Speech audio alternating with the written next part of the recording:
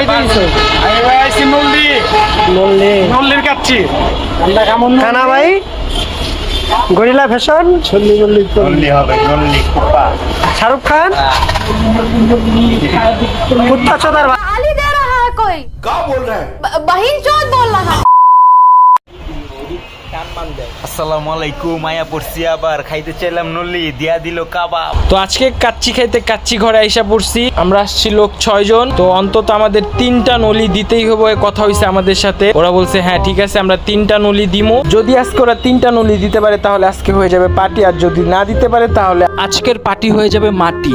আমাদের রমজান মেম্বার, এই যে আমাদের রান ভাই, এই যে আমাদের রানা এসার, আর ওই যে সামনে সবাই চিনেন কাবা শাওন আয় নাই তো।